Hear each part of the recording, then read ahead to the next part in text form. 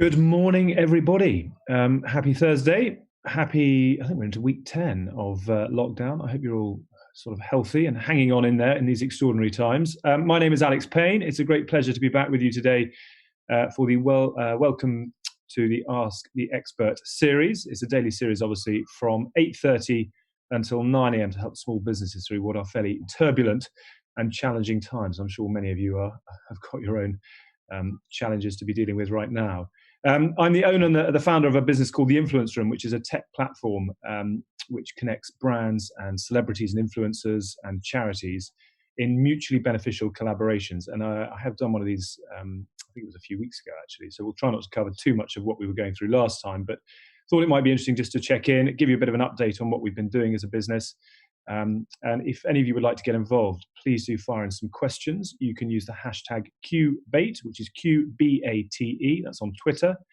And obviously, if you need any more advice, you can join the official Intuit QuickBooks SMB community group on Facebook. We've got accountants and business experts who are on hand 24/7. And I know that many of you are getting a huge amount of value out of that service. So do check that out if you haven't already. It's also worth mentioning that QuickBooks has a dedicated COVID-19 information site. Just go to QuickBooks website, scroll down a little bit and click on the big Learn More button, which is under the header Support for you and your business during COVID-19. Um, so that is obviously the framework for this morning. I think we're going to do about half an hour or so. All questions very welcome. Do get involved using the hashtag, as I said, which is hashtag QBait. But just for those of you who weren't with us for the first of these, just by way of a sort of a brief introduction, the Influence Room is, as I said, a sort of mutually beneficial exchange platform. It's all about value in kind propositions. We enable brands to list what we call opportunities, and in that opportunity, they will create an offering and an ask. So it might be tickets to a gig in return for some social media. It might be a holiday in return for some PR in the papers, etc., etc.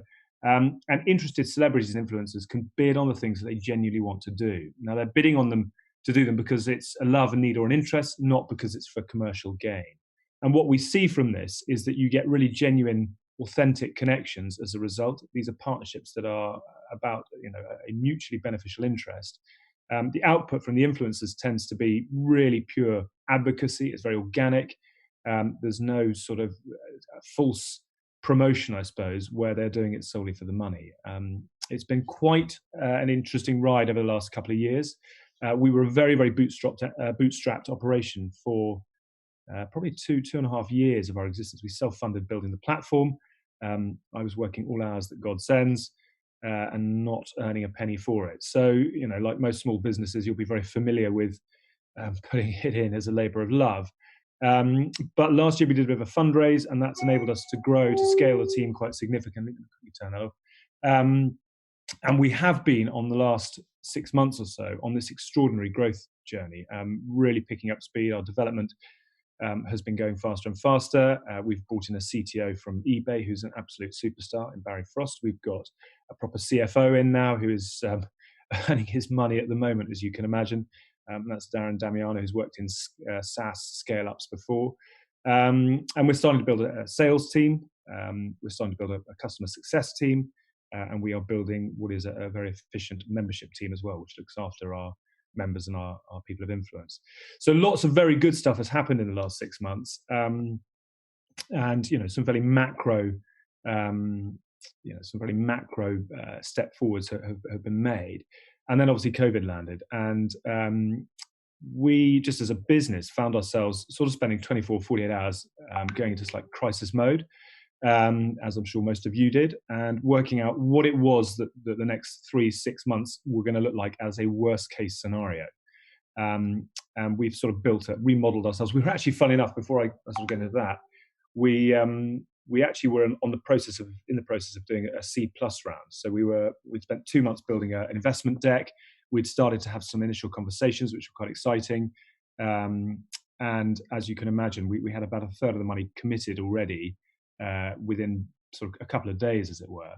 And then we were sort of landed at that point by COVID. I'm struggling to turn off notifications. I'm being told by Eva that I need to turn off mine, but if I do that, then they get the let me do that. That's a good idea. Sorry, Emma.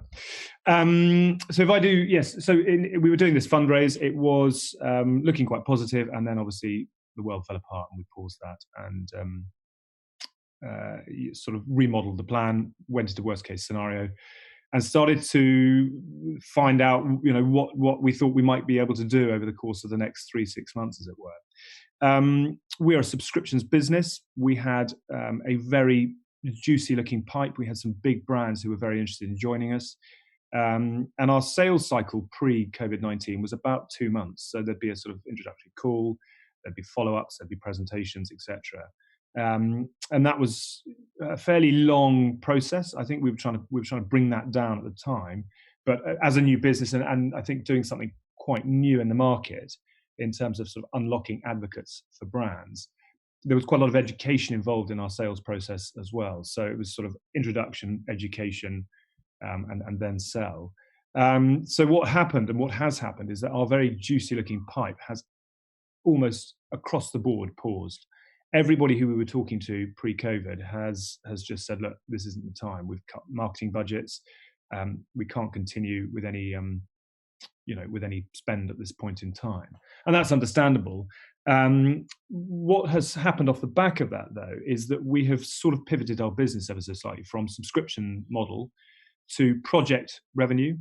And there's been some quite big, juicy projects out there. So there are brands like EE, for example, who are working, very, very hard to, I suppose, create relevant marketing opportunities in this time. So they've done some really good stuff with Claire Balding. I'm sure some of you have seen the advertisements, which is about helping perhaps the older generation pick up the tech, get involved in Facebook, get involved in Zoom calls, etc., etc. So we've been supporting on big project campaigns over the last few weeks. And the other thing that we've done, which I think has actually been really successful and enabled us to have some really, really sort of fun conversations, is that we've started a small business room, essentially, which enables small businesses at this point just to pay whatever they can afford. And if they are struggling at this point to find people to talk about them, if they're cutting marketing budgets elsewhere, by using the influence room, they are able just to unlock, as we say, these advocates who are really keen to talk about their products, about what it is they're doing. And that's been really, really exciting to see. We've obviously had more customers joining because it's at a lower price point, but it's quite nice to be doing something where actually you're able to help people in these fairly stormy waters. The other thing I was going to say is that in terms of the sales process, we've gone from what has been a 2-month sales cycle, and during lockdown, we're down to about 7 days. So brands will send a message and they're up and running very, very quickly. And that's, again, I think we can learn quite a lot from that. I think there's a lot that we can take from this period, which will help us, when hopefully we all come out of the other side. So that's just a sort of quick update on the state of the business. The other thing I was going to mention is that our sweet spot, as it were, is between brands and celebrities and influencers. But we've also managed to develop a new offering for brands, which is a brand partnership room. And in the same way that a brand can come to us and say, right, I've got sponsorship assets, I've got football tickets, or I've got a car that I'm happy to lend for the weekend, or whatever it might be, or we've got lots of beer brands on there, lots of alcohol on the influence room right now, which is possibly very apt given the times that we're all experiencing. But we've also created this brand partnerships room where those same brands can go in there and say, look, we're open to collaboration with brands, other brands, perhaps in a non-competing sector, whether that's cross-marketing material, whether when the lights go green again, you're going to have events and we can plug our alcohol brand into that, whether they are a pub chain and they're looking for people to come and host events at their venues, for example. So that's been another really good opportunity for us. We went through this 24-hour, 48 period of, holy Moses, are we actually going to, ever see, the other side of this? And I think, as a business owner and as I suppose, somebody who, has got a team working under him, you have to get into a positive mindset quite quickly. And we've been very, very quick to try and see this as an opportunity for us to go faster than we have done before, to really push on in those areas of the business which we can right now, and that is development, it's onboarding more members, it's looking after our members, and it's just hammering whatever we can in terms of sales at this point. So Exciting times in amongst some fairly sort of dire news that surrounds us at the moment. We're just determined to make it through to the other side and to be in a really good position to accelerate quickly when we do. Lots of other bits and bobs that we can get involved in as we go, but I'm conscious we've sort of done a 10-minute waffle or so. So one or two questions coming in. Thank you for those. Josh from Facebook Messenger. What kind of opportunities would the influence room give me as a brand if I were to sign up? So, Josh, it's the other way around. It's you who are offering the opportunities. So, hypothetically, if you are a fashion label, for example, and we've got quite a few startup fashion labels on there, you would join the influence room. We would work with you to build essentially a calendar of activity, and that might be, if you're a small brand, it might be 4 campaigns over a year. If you're a huge label, it might be 3 or 4 a month. So you can work very, very much on your own terms. And hypothetically speaking, if you are a small fashion brand and you are looking to run a quarterly campaign for each season, we would put you on a package that reflects that. It's not terribly expensive. And every quarter, you would create an opportunity, which would be along the lines of, this is my new range, this is my new selection, as it were. I'd love to hear from anybody who likes what it is that we're doing, who matches up with the brand ethos that we have, who is telling interesting stories in an interesting place. And if you like what we're about, we'd love to hear from you. And in return, we'd love you to talk about us authentically on your own channels. So you create what is an opportunity. It's very, very simple to do. It says what we're looking for and what we're offering. That goes on to what we call the browse wall. And our members, our people of influence, are able to browse the brands that are on that browse wall at any one time. And if someone comes across yours and says, hey, that looks fantastic, that's right up my style, they can literally send you a direct message and they'd be going, hi, Josh, lovely to meet you. I am a television presenter. I'm an influencer. I'm a sportsman, whatever it might be.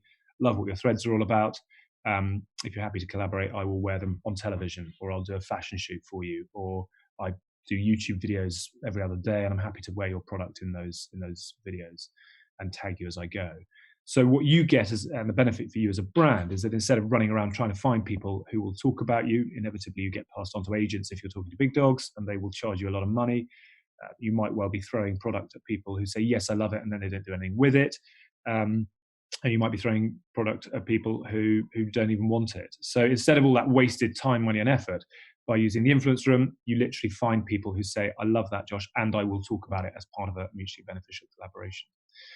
So the benefit for the influencers is instead of receiving the product that they don't really want, and I can tell you for what it's worth, my background is in sports broadcasting. I was a television presenter at Sky for 15 years or so now, do a fairly lively podcast called House of Rugby with 2 sporting reprobates called James Haskell and Mike Tindall. The reason I mention that is that I'm no way a celebrity or an influencer, but I have been given a lot of brand products and invitations that I've really got no interest in. And that tells you there are a lot of brands out there running around headlessly. And we are the site whereby instead of doing that, you unlock the people who genuinely want to collaborate. So yeah, if you have got a brand, Josh, we'd love to help you. We can walk you through it and we can kind of show you how that comes together. Hopefully that explains. And likewise, if you've got a brand and you're looking for another brand partnership, you might be a fashion label and you're looking to do something with a sun cream company or sunglasses company with some around the corner. You can list that opportunity in our brand partnership space and say, we are a swimming trunk company. We want to partner with somebody who's doing sun cream and sunglasses, and you can package up a really nice opportunity between the 3 of you. You cross-market it across your channels, and hopefully you will benefit as a result. Thank you for the question. Clive from Facebook Messenger. As a food business, we want to get the most out of the influencers we pay. What would you say are the do's and don'ts when working with influencers? That is a very good question. And we do believe, so we are all about advocacy, and that means that none of the influencers on our site are being paid to talk about your products. They are wanting to talk about them because they fit in with the stories that they tell. So we have flipped that model. We do absolutely believe at the influencer room that it is right to pay the right person to promote your brand message, and that is a sort of an ambassador of sorts. So if you're controlling their time, if you're controlling the message that they put out, if you are very specific about what you want from them, absolutely you should pay them. And if you're looking for sort of huge brand heroes like a Gordon Ramsay, for example, you'll be paying them a lot of money, and you'll get huge cut through. If you are paying social media influencers, again, it's there are a lot of tools out there you can use, and they are data tools where you can find analytics on an influencer's audience, etc. There is a maturing in the market. I was thinking about this yesterday, funnily enough. If you think back even 10 years ago, the people that everyone wanted to promote their brands were David Beckham, Brad Pitt, Julia Roberts, etc., the absolute superstars. What has happened in a very, very short space of time is that anybody can now promote product. We've all got a social media channel. We're all able to tell our own stories. And the market has exploded as a result. There have been quite a few challenges that have arisen off the back of that. So you've obviously got people buying fake followers. You've got brands not necessarily sure what they should be paying, which is your question, or what they should be getting back for it. The other thing that has happened, and I think we are very conscious of at the Influence Room, is that consumers and audiences are becoming increasingly skeptical, I should say, of paid commercial activity. If you think about the origins of social media, it's all about organic content, the things I love talking about, the things that interest me, the things that amuse me, etc. When you grow that audience to a significant size, and you're suddenly just serving up paid content, you basically become a marketing channel. And your audience is starting to go, well, I followed you originally because you spoke really authentically. Now I'm not sure whether the authenticity is there anymore, or whether you're just being paid to push products to me. So there is this increasing sort of skepticism around hashtag ad, hashtag spawn. Our belief at the Influence Room, and we talk about push and pull mechanism, is that if you are pushing your brand and you are paying someone to promote you, you should absolutely use the pull mechanism, which is what we do, where you unlock people who just love your brand and want to talk about you. We have a sort of a saying on the wall, which is that there are too many brands paying too many people too much money to talk about them. Those brands should be brave enough to unlock the people who love what you're about anyway and work with them on this advocacy basis. So absolutely, you should be paying influencers, but you should be getting a very controlled message back for it. You should be getting the time that you need from them, etc., and a really sort of deep dive into what that is doing for you as a brand. Analytics, etc., should be a very key part of that. But also, I think, and our belief is that you should be just working with people who love your brand, and that's, as I say, what we're doing at the Influence Room. So we talk about a push and pull mechanic. We would advise the brands who work with us to spend less on sort of influencers, as it were. Pick absolutely the right people rather than sort of a blanket approach. Let's pay loads of people lots of little bits of money. We would really focus that spend on proper heroes of your brand who give you proper cut through, and then amplify the message that they're putting out there, the hashtag ad and the hashtag spawn, by people who just talk about your brand in their own authentic way, and on the channels that they're comfortable with as well. The other thing I think, and it's worth mentioning, our view on influencers is, at the moment, if I was to say to you what is an influencer, you'd all instantly think of an Instagrammer who is paid to post content. But if you flip the question and you say, well, who are the most influential people in your life? Very few, I imagine, would say an Instagrammer. You'd talk about teachers, and you'd talk about politicians, and you'd talk about leaders in sectors and business and industry, etc.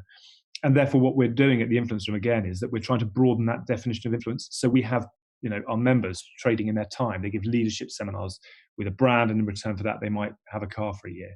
We have people who are talking about products on the radio. We have people who are experiencing holidays and writing them up in really sort of high-end travel magazines. That is influence. That is the ability to know your audience and to say to a brand, I have a channel where I can place you and talk about you really authentically to an audience who is highly engaged. That isn't just limited to Instagram. So, Clive, I'm where I'm going on a little bit, but yeah, be very focused on who you pay. Try and unlock advocates of your brand at the same time, and think about ways of getting your brand out there that isn't just Instagram. TikTok is the new phenomenon. These things come and go, but have a broader opinion and a broader sort of placement of your brand than just Instagram is our view. Hello, Molly. Good morning to you. Hi, Alex. I'm building up my Instagram profile to be able to work with fitness brands. Do you see the sector being successful through COVID-19 and beyond? What sectors do you think influencers can be most successful in during this changing time? Molly, I think you've absolutely nailed it. So one of the other things that's happened to us over the last few weeks is that we were very sort of event-based. We had a lot of gig tickets, we had a lot of rugby tickets, we had a lot of events on the platform, and we've moved much more towards the home economy. So fitness is a huge place right now, and I think there's a real opportunity there. I think, funnily enough, one of the great challenges when we come out of this will be gyms. I think people have got so used now to training at home and to using apps like Fit. I've done more yoga over the last 6 weeks than I've ever done in my life before. And I think that stay-at-home economy is a huge growth area right now. I heard a great story about Fit, which is FIIT. I'm sure some of you are using it. About 3 months ago, they went to their investors and said, right, we think we need a partnership because we're just not getting cut through. And now they are almost the number one downloaded app on App Store. I'm making that up, but I imagine they just had the most extraordinary growth. So stay-at-home economy is huge. Fitness will absolutely benefit, sort of home cooking, that kind of thing. We've got a lot of traction with at the moment. And I think the other thing, just from an influencer perspective, where we've seen a lot of take up on our platform is charities. And we've got some really cool initiatives where charities are asking for influencers support. And again, that's another thing we're passionate about, is that if you have influence, you should be using it for good, as well as the contra that we do. And of course, the commercial, which is how you make your livelihood. So yes, fitness, huge. I think that sort of home cooking economy as well will be enormous. And, charities, I think, is a really good place for influencers to be working right now.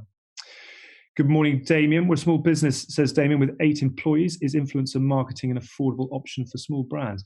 Absolutely. I mean, there are some really good businesses out there, Damien. You can find influencer marketing tools, for obviously small brands, big brands, whatever it is that you need. We have a small business startup rate, which, as I said a little bit earlier, is essentially whatever you can afford right now, and we'll work with you on a basis of the next 3-6 months to help you through that. And then if it's working for you, we can have a more sensible conversation. I know there are lots of other tools out there. So I've spoken about Tribe before. They're very good for micro influencers. So that's about giving your product to people with very small but very engaged audiences. They create content for you and you purchase it if you like it. I think I'm right in saying that. $1 Billion Boy, another very good agency. I think they probably are working with bigger brands, but there are lots of options out there. But it's probably worth just doing a little bit of research. It depends what kind of influencers you're wanting to work with, and I suppose what your brand is as well. But well worth digging, and there are certainly solutions for you. Good morning, Rogan. What social media platform would you say has the best return on investment for an influencer? I think the one at the moment is Instagram, obviously, and they've moved very quickly to. I was going to say very quickly. They've moved to make it a better place for influencers to create content, etc., and to earn money from it. They're very, very controlling, as you'd imagine, the Facebooks and the Instagrams. TikTok is the one that we are seeing coming up on the rails very, very quickly. Not only are we getting more and more of our members plugging in TikTok channels, we're getting more and more TikTok influencers applying, and we're getting more brands wanting to work on TikTok as well. So that is the nature of the beast. There will always be new channels, popping up. You think back 15 years ago, Facebook was it, and then it was Twitter, and most recently it's been Instagram. I think TikTok is the new playground. Lots have risen and fallen at the same time. But yeah, I think Instagram is the next one. Instagram is the current one, and TikTok is the next one. 9 minutes to go. Hi, Alex. How could the influencer room assist accountants or other professional firms in similar fields? So we've actually got a few accountants that we work with. One of the other things that we've done, Good Morning Gooding Accounts, is that we've enabled brands to list themselves as a service on the site as well. So lots of our influencers obviously come to us for contra deals, they come to support charities, but they're beginning to use us as a reference point for tools, services, businesses, etc., which they might not otherwise know about. We've actually got some really interesting businesses on there at the moment. There's a specific new insurance policy for influencers, which is now available on the influencer room. So, we've got lots of ways that we can help sort of more service-based companies. And again, you can list yourself in that brand partnership space and find other businesses who are perhaps small startups, etc., who will see you there as a service and say, actually, guys, I'd love to have a chat. I'm needing a little bit of help in this area. The other thing that we do have is that if you, and I'm not sure whether you do, but if you ever have sponsorship assets, we've got a couple of investment firms who are not only helping influencers with their finances, etc., but they've also got a box at the Oval. They've got, debentures at Twickenham. They've got a box at the Royal Opera House, etc. And they will use those assets to find people who would like to come and have a conversation, a nice conversation over a glass of wine and some entertainment. And that's quite an effective way, actually, of just building a client base. If you want to come and watch the cricket with us, we'd love to welcome you. And we're looking for people who are interested in having a conversation around their finances. So, yeah, absolutely. We can list you as a service and we can sweat your sponsorship assets. Good morning, Freddie from Facebook Live. I've got a small coffee shop business. that's now moved to focus on grocery home delivery. Well done, you. That's in an area in Kent. How could the Influence Room help us grow our customer base? Is the Influence Room really for national advertising? Straight up, Freddie, I'm not sure that at this point in time, we're a small business like you, we're a couple of years old. I'm not sure that we would be able necessarily to have a huge impact in your business geographically at the moment. We have plans, we have dreams that we're going to develop this app so that it'll be far more geolocation based. So if I go to Kent, I will press the app and it'll say, Freddie from his wonderful small coffee shop would love to have you in for a coffee in return for some chatting about it. So I think that's to come. I think at the moment, what we could do is obviously list you. We will inevitably have people on the platform who live in Kent and may well drop you a line, but I don't think it's going to be a game changer for you at this point in time. Hands up, honesty. Hopefully that helps. But we'd love to help, love to have a chat. Let's see what we can do. Good morning, Aaron. Hi, great to see you back on Ask the Expert. Does the Influence Room work well with service industries? Seems to work perfectly with physical products, but any example of virtual goods? Well, yes, it does. So it's all about this contra exchange. So we've actually got another platform at the moment, Virtual Goods. Another customer who's just joined called, I'm not sure I can mention because they're about to go, haven't actually launched yet, but they are the most amazing digital security service. So they are looking for influencers who have potentially been hacked in the past, who are concerned about their online security, who are keen to protect their online security, and they want to work with them on a collaborative basis. So it's a service that you purchase, and they are engaging with influencers who will talk about the service as part of their online world, as it were, and benefit from the protection that it gives you. I mentioned this insurance business as well, that's looking after influencers.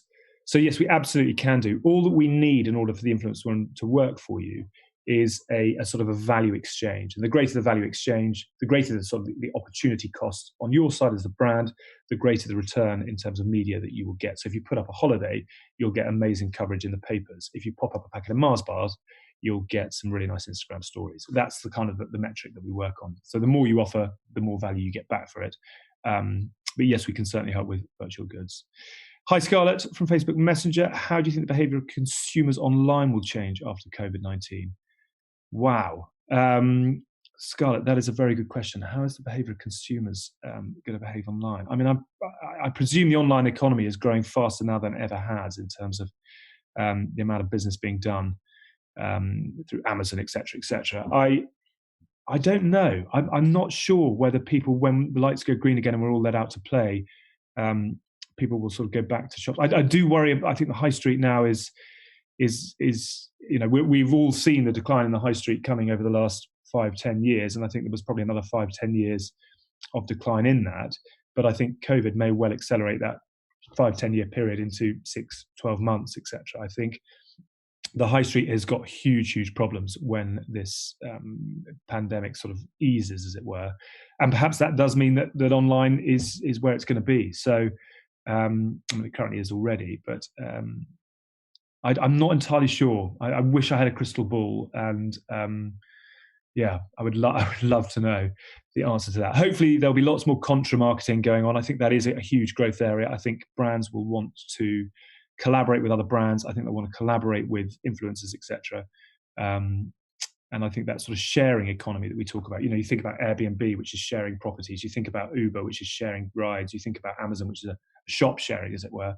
I think that sharing economy is going to be huge off the back of this. So we will watch and wait and see. But I hope that was relatively interesting, useful. I hope there were one or two bits in there that might have sort of given some advice, etc. As always, feedback very, very welcome.